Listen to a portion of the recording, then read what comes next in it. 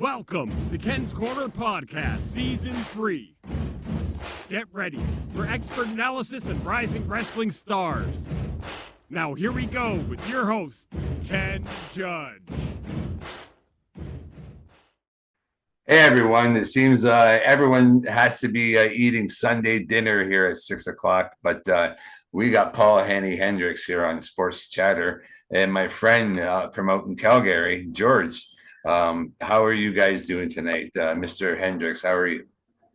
Great, pretty happy. I'm a big Spanish soccer fan, and I married into a Spanish family 37 years ago. So you get to go see some Spanish football. You become morphed into it. Real Madrid, my team right there, and they do nothing but win. And the Spanish team were really special to win all 7 games against some really tough competition. And it's just great. I know Leaf-wise, we've all had our hearts broken quite often, and it just sort of feels like England feels, like that you can never quite turn the corner and get over the hump despite how good your teams are. But you got to keep plugging away. And I'm just grateful Spain was able to produce and provide me some happiness a month after Real Madrid was able to win the European Club Championship as well as their country's championship. So that's what I'm doing, and I think I'm pretty good, and I think I've said enough, Ken. You know what? I had no interest in the game beforehand, but then as soon as you said Spain, I thought, you know what, Mr. Paul's coming on, Mr. Henney Hendricks is coming on our show. Please just let Spain win. We want to have a great show. Congratulations. George, how are you doing today? I'm doing pretty good.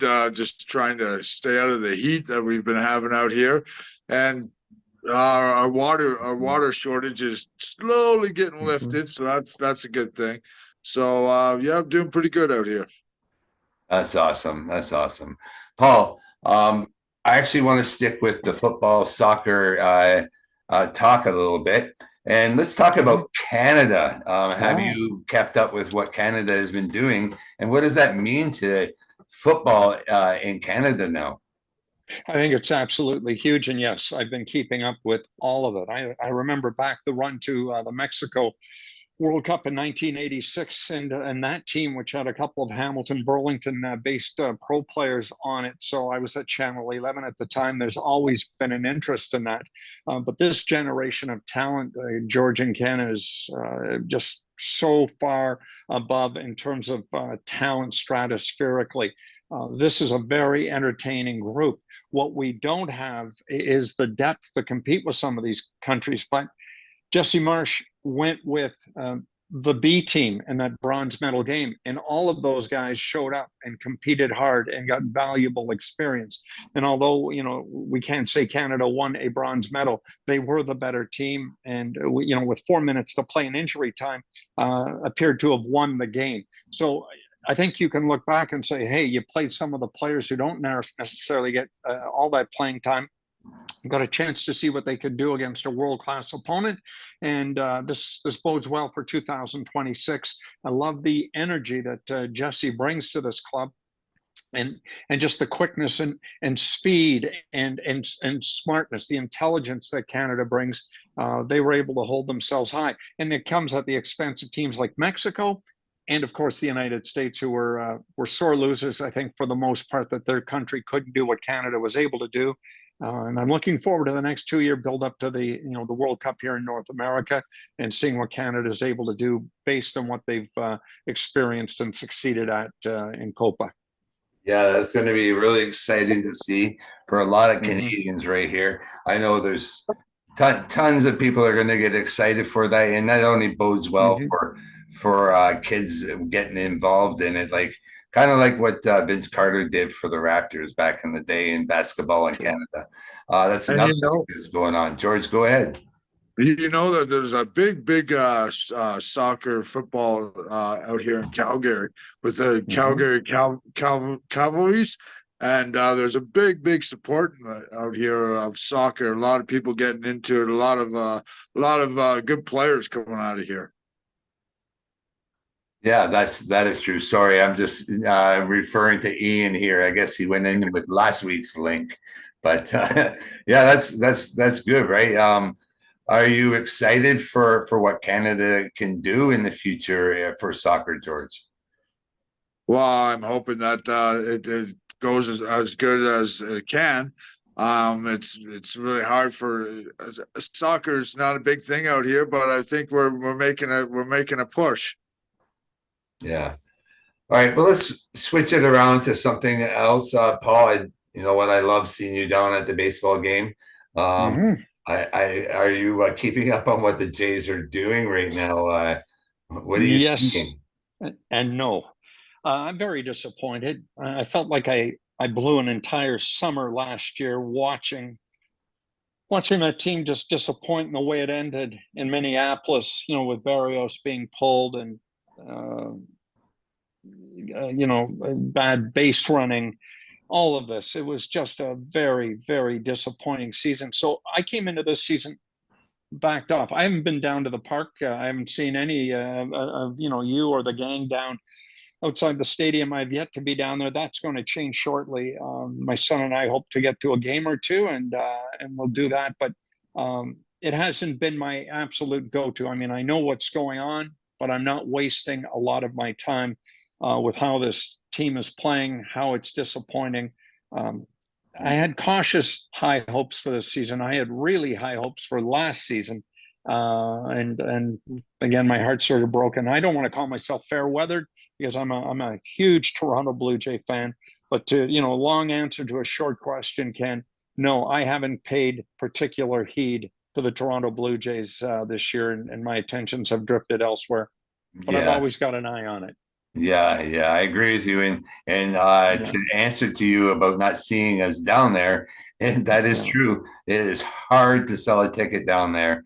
And I actually don't work with the crew anymore, but I hear about it all the time. And tickets are people are wanting $10 tickets right now, and that's tough to do if you're trying to sell your tickets. Right. 1 second, boys. We're going to allow my friend Ian to join us. He found the right link. If you guys don't mind, let's welcome Ian to the panel. In 2, 3, 1. Ian, how are you, sir? He's here somewhere. I'm so sorry, but I clicked Kiss on from the wife. Hey, we want to catch you up real quick, Ian. Say hi to the panel, by the way. Ian from Nova Scotia. Hi guys, how you doing? Hi Henny. Hey Ian.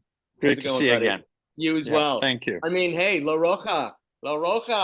We're actually, to answer your question earlier, Paul actually mentioned it at the start of this interview that he is a Real Madrid follower. Ian has some tie to them as well. Ian, your feelings on today? I know Paul's ecstatic with Spain's win. How do you feel today? Oh, fantastic. Spain is they just played so beautifully, and any win for La Roja for Team Spain. Henny, mi madre es era de Madrid. She is. I really had skin in the game. Well, that's interesting. Mi suegra también. My mother-in-law as well is from Madrid. So, yeah, that's great. Okay. That's awesome. Yeah, it was exciting. They played a beautiful, beautiful game, and the English kept fighting back with resolve as they've done this entire tournament. It didn't go as smoothly as it did for some of the other teams, but they always managed to find a way. And Gareth Southgate will be put up, and battered and tattered yet again. We got to fire this guy, but all he does is get them to these games. And maybe somewhere, somehow, maybe it happens in 2 years from now. I'm not sure, but I'll tell you this: that German team is young. That Spanish team is very young. This thing only gets harder and harder to win every time. That's right. Yeah, for sure. Yeah. Awesome. Actually, I want to touch on one more thing before we get to what we're here for, and that's hockey. But are you guys, is anyone excited at all about the Olympics that are fastly approaching us? Yeah, I'm always excited to watch anytime young Canadians get to represent their country. It's always exciting. I'm not the hugest nationalist kind of guy, but it's very difficult not to watch these people and be very proud of being who we are. George? I'm not a big Olympics fan watcher, But like Ian said, it's great to see the young Canadian people out there. Maybe I will watch a little bit of it. Yeah. Yeah, the men's basketball team obviously is going to be a point of interest, Yeah. given just how this is the most talented group we've had, arguably the best backcourt in the Olympic tournament. You know, I mean, I think the U.S., you're not going to give them the gold. There's a reason why they play the games, but it's going to be a very competitive tournament. It's going to be interesting to see Canada, you know, vie for a medal when it's been really difficult in years past just to get to this tournament. Absolutely. Yeah. That's very interesting that you say that, Paul. Do you see Canada medaling in basketball this year? I do. I think they're on the podium for sure. Yeah, without a doubt. Ian? I don't know if I can add much more to that. Yeah, I mean, that says so much about where the state of basketball is in our country, which is exciting. I hope it's not at the expense of hockey, but it's very exciting to watch Canada excel in yet another sport. I love it. Well, thank you for leading me into my favorite topic and what we're here for. We're here to get Paul's his opinion and analysis on Free Agent Frenzy Day, because we haven't talked to Paul yet, and what he talks about best, and that's the Toronto Maple Leafs. Mr. Hendricks. I was just talking to somebody up here, you know, where we spend a lot of our summers north of Toronto, and first thing he said to me, what do you think of the decision with Marner to still be with the team? It's Mitch's decision. I love it. I love the fact that we still have this guy. If you're to trade someone like him, the trade had better make your team better.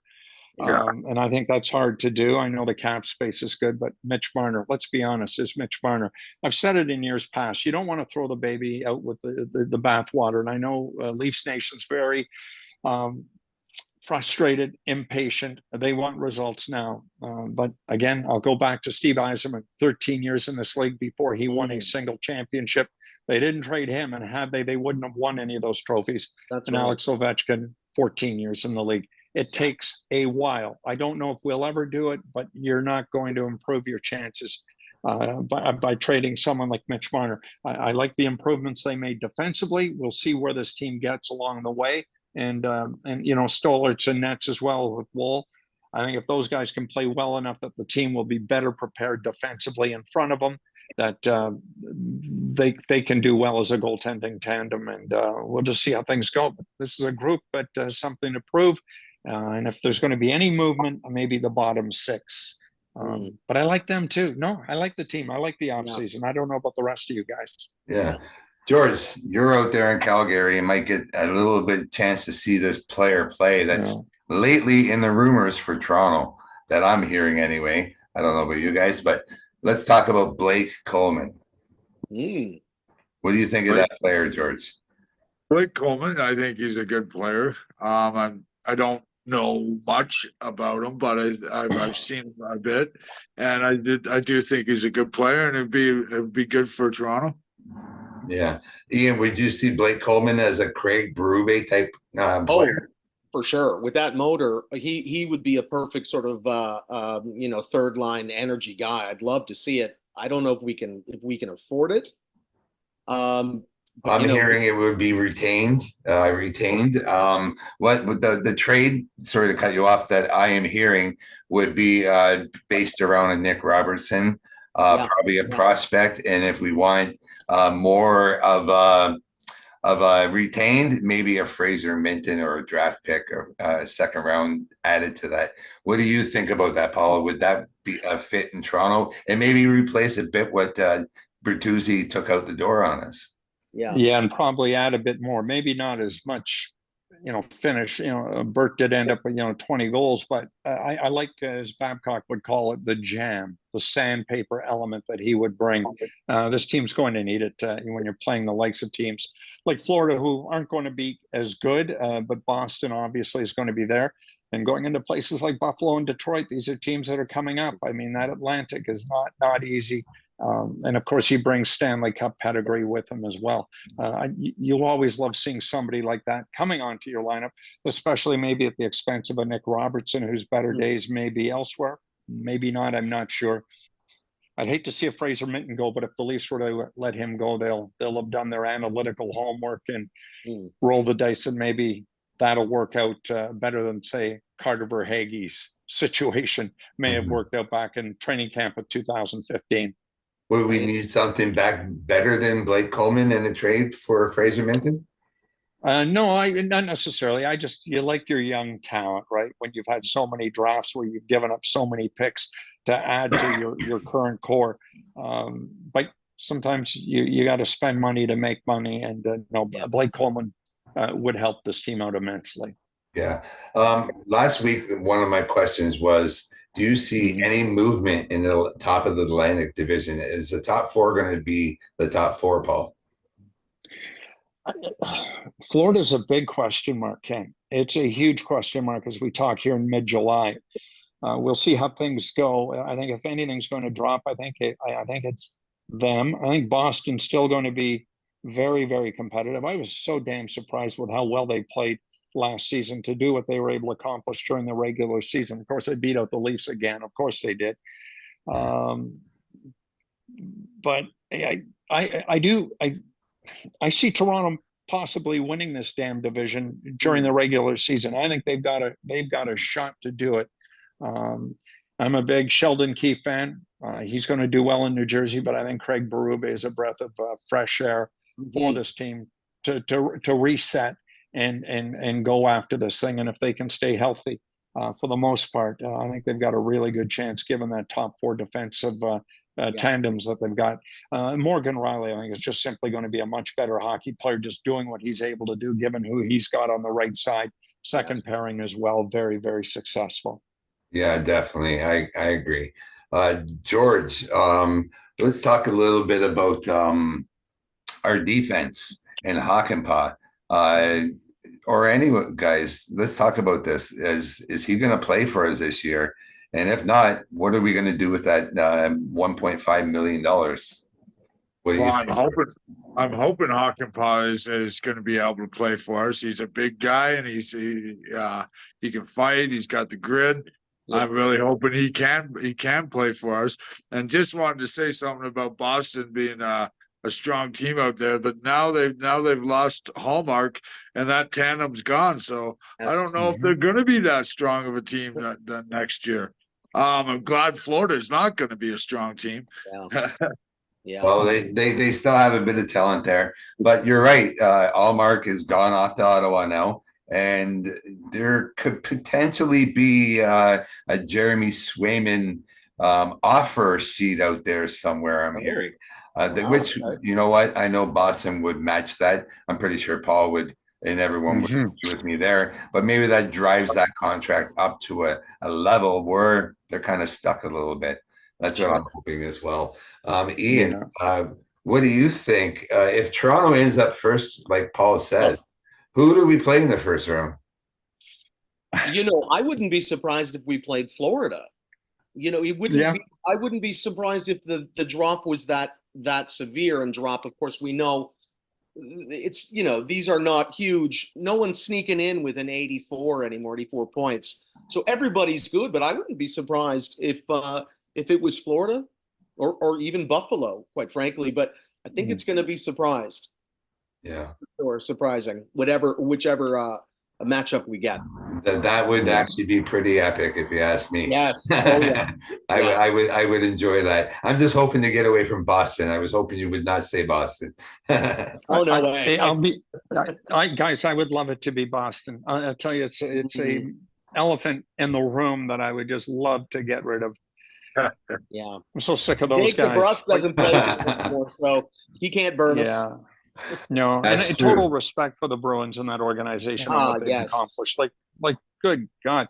We'll see where they're at center, but I mean, they didn't miss much with Patrice Bergeron out of the lineup, and Charlie Coyle played an immense role at center. I think he played out of his role. I think he's better suited, for bottom six center role, but he was fantastic last year. And they got the goaltending, as you guys have mentioned. I still think they're going to be okay. They're going to be really okay. Well, it's going to be competitive. Yeah. Yeah. Does Charlie Coyle now slide in better that Lindholm is actually on the team? I think he does. Yeah. No, that's where he's better put there. The Bruins are better for that, for sure, down the middle. My next question, Paul, this is also a question because we had a Washington Capital fan on here last week. And the question was, will Ovechkin eventually break Wayne Gretzky's goal record, and can it be this year? Well, listen, I off the top of my head, gentlemen, how many goals back is he? I think around 50. Am I right? 50 or 60, something like that. Yeah, I'm going to say no. I think, that's Austin Matthews territory. I don't know if Ovi's quite capable of that right now. I think it's going to take a couple of seasons, but he's going to be around for all of that. He's not leaving the National Hockey League until he leaves with that record intact. And the Caps are a pretty decent team. He's going to get lots of power play minutes, but that'll happen. Not this season. I don't know what the rest of you think, but I think it happens in 2 years from now. I agree. Actually, I introduced last week, Paul, that Ovechkin might just be a placeholder for one Austin Matthews anyway. Right. Yeah. 100%. Well, we'll see. Yeah. No pressure, Austin. None. You know what? I just have to address this real quick.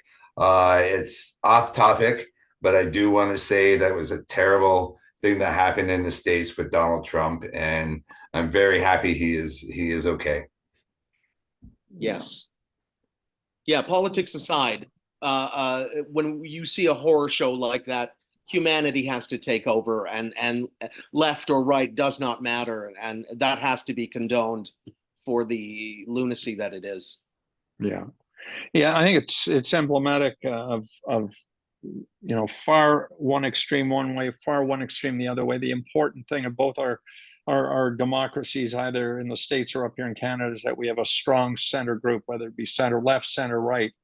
You need the middle, because if you don't have the middle, then you've got polarization on either side, and what ends up happening, civil war. We don't want that. That's right. Yeah, that's one heck of a point, Paul. Okay, let's get off that topic for 1 minute, and we'll get back to our final thoughts.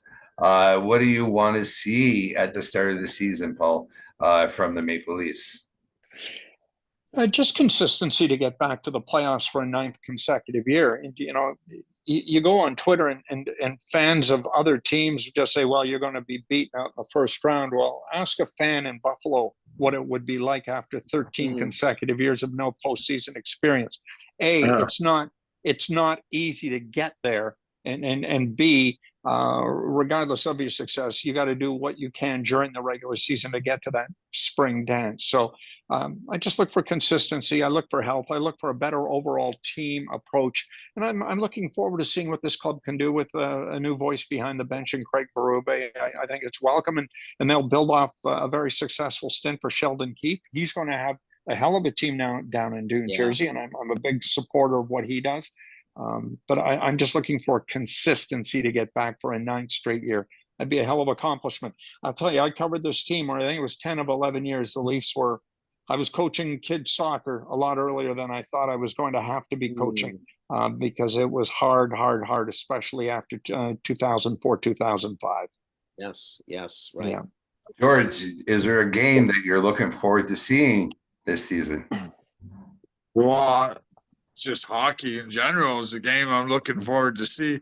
But I'll answer to that question that you asked, Paul. Is I'm looking to see a better goaltending, better defense, Sure. and I know our scoring power is still there, so we should be good. We get the D, we get the goalies, we're laughing. Absolutely. And Ian, your last question: will Nick Robertson be traded before the start of the season? He worries me. I look at him and I see Steve Sullivan, who burnt us when we traded him. I think he's a terrific player. I'd love to see what he can do under Berube. He's got to be excited by that possibility too. Just like McMahon, we've got some guys who could really step up and prove their worth this year and prove that they should be on this team. But again, he's a terrific sweetener for a trade. And, I haven't seen anything out of him besides that great slap shot that makes me think he can't be replaced. And Ian, I'm just going to fact check you on that one, and maybe this hurts even more. Sully was placed on waivers. The Blackhawks got him on waivers, but he PO'd Pat Quinn after a game in Ottawa where he'd scored 20 goals the year before.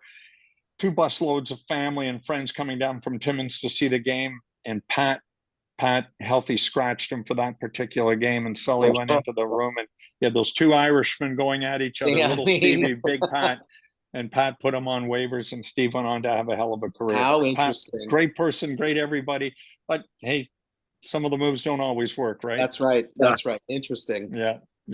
And waivers, that does hurt worse. Yeah, thanks. That was a good story. We can always depend on Paul for one good story on our way out the door. Paul, congratulations to your team in Spain and Canada for getting as far as they did. Yes. And let's get excited now for the start of this season that is to come. I know we all will. I'll have you guys all back sometime in the start of the year. Well, I know you guys will be here, but Paul, whenever you're able to come back closer to the start of the season, get that hip healthier, and we'll see you soon. Hip is good. We're good to go, Ken. Yeah, that's great news. All right, thank you. All right, guys, I'm Ken, and we're here today on Sports Chatter and Ken's Corner podcast. Thank you, Ian. Thank you, George, and thank you, Mr. Hendrick. Thank you. Thanks, Ken.